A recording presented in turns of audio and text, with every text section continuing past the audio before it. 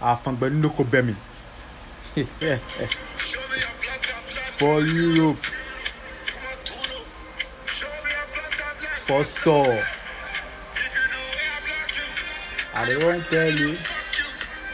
But because I do respect you to me ability.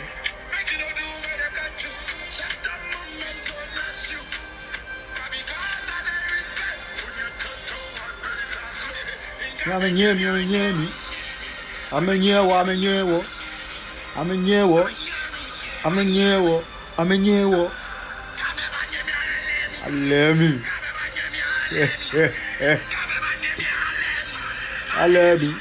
Alemi. Ole. Amenye wo yi. Be da ni mi kenyo. Meneme na mene. Amejina me. O win ekun. Arima. As I can ya talk to say make you vote. The SM disciples never disappoint. Them vote massively. Way true and true to the king win. 2 out of 3. You know be joke. You don't understand? Yeah man. Best African dancer or entertainer. And the show, the Shatterfest, you know, the best show ever. Shatterfest. Only after if local show enter international, winning international award. That is why they conquer our territory and they yam for day. Only that be how they no mean care. You know the work past them. They don't know the work. Them just they pre.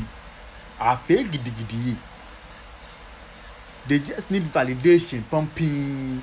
So they don't actually sit down to analyze things and work accordingly.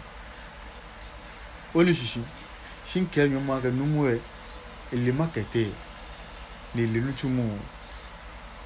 Oda, you people, you know they listing the lyrics. This one self we are playing both to it come in come banyela lem. The can't let me le modana menu. Can't let me. They open ring every time they lose. Them come on. Why? Shatawali. 1 year. Let's say. Forget man. We are still winning here. 2020. This is just the beginning here. More to come. You bet. Quoi? I'm about go. Ole.